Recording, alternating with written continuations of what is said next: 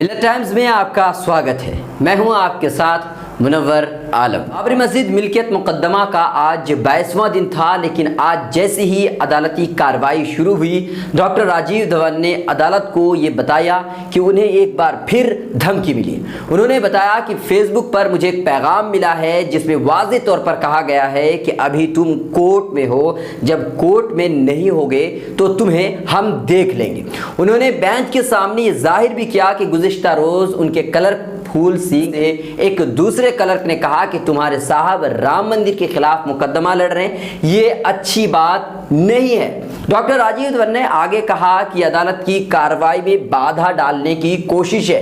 क्या मैं हर बार अदालत में शिकायत करता ही रहूंगा? इस पर चीफ जस्टिस रंजन गोगोई ने कहा कि हम आपके तहफ़्फ़ुज़ के अहकाम जारी कर देते हैं। इस पर डॉक्टर राजीव धवन ने कहा कि मुझे किसी तरह की सिक्योरिटी नहीं चाहिए, लेकिन ये बहस का माहौल नहीं है। हम बार बार तौहीन अदालत की पेटिशन दाखिल नहीं कर सकते। नामुकम्मल बहस को आगे बढ़ाते हुए कहा कि इस मामले की अहम फरीक निर्मोही अखाड़ा का दावा है कि वो मुतनाज़ ज़मीन में इबादत क्या करते थे, लिहाजा उन्हें इस पर कब्जा दे दिया जाना चाहिए।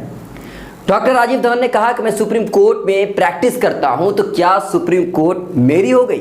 सिर्फ इबादत करने से किसी मकाम के कब्जे का दावा नहीं किया जा सकता, बल्कि कब्जे के दावे के लिए पुख्ता सबूत व शवाहिद अदालत पे पेश कर दे। डॉक्टर राजीव धवन ने निर्मोही अखाड़ा की बतौर फरीक कानूनी हैसियत पर अपनी बहस को आगे बढ़ाते हुए अदालत को बताया कि लिमिटेशन यानी कि मुकर्ररा वक्त में दाखिल नहीं किए गए सूट की बुनियाद पर अगर अदालत निर्मोही अखाड़ा के सूट को खारिज कर देती है तो शबीयत का क्या होगा?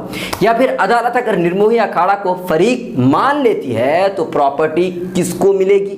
वकील डॉक्टर राजीव धवन ने अदालत को आगे कहा कि शबीयत प्रॉपर्टी पर दावा नहीं कर सकता, उसकी जिम्मेदारी सिर्फ इंतजामी उमूर के लिए तक ही महदूद है, लिहाजा अदालत को निर्मोही अखाड़ा के बदलते दावों पर फैसला करना होगा।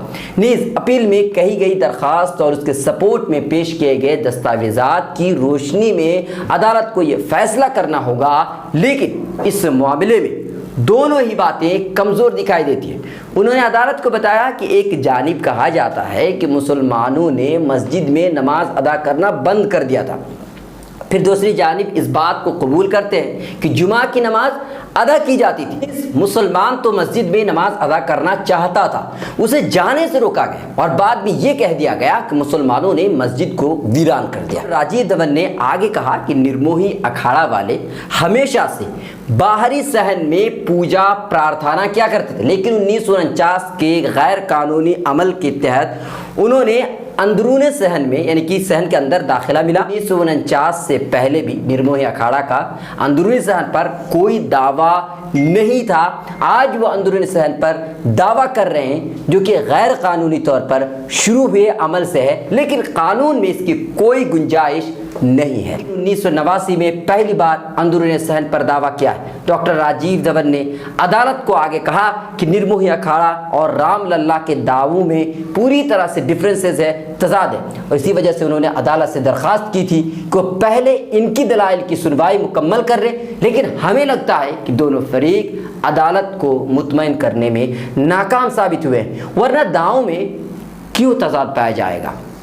मिलत टाइम्स की वीडियोस देखने के लिए यहाँ क्लिक करके सब्सक्राइब करें और हाँ, बेल आइकन जरूर दबाएं। अगर फेसबुक पर देख रहे हैं तो पेज लाइक करें।